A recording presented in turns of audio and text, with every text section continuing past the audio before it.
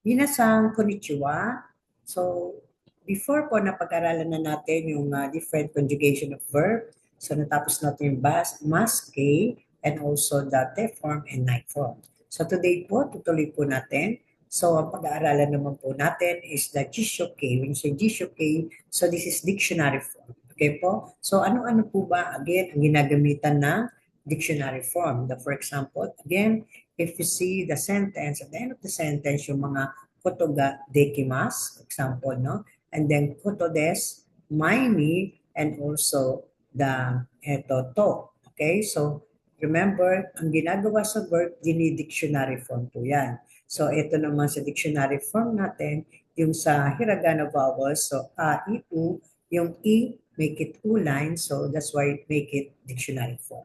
Okay po, for example, Hiko koto ga dekimasu, miru koto desu. So yan po is mga use ng Dishoke or dictionary form. Okay po.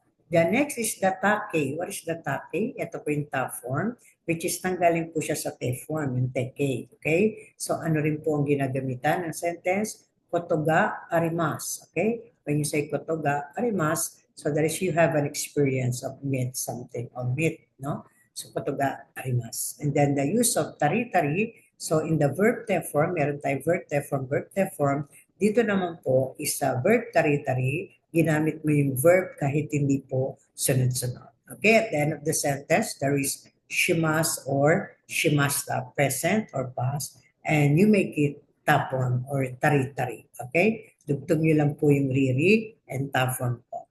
Okay? The next is futsuke. When you say futsuke, so this is only casual, the plain form.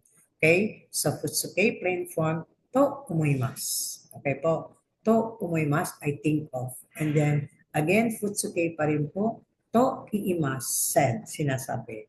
Okay po?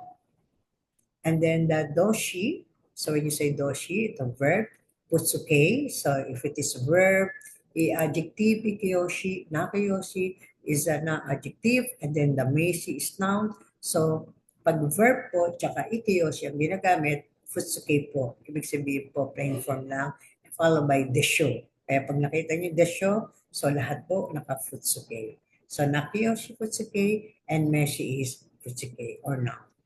Okay? Meshi. Yeah, next is those, ito naman po use ng toki, no? For example, shimbo no yomi toki, may ganyan kakimasu. Before, okay? Before you do something. That's why the verb again is naka futsuke, ikayoshi, and nakayoshi na. And meshi naman, lalagyan natin ng no or noun. And then toki.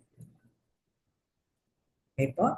So, we'll continue again on the next video.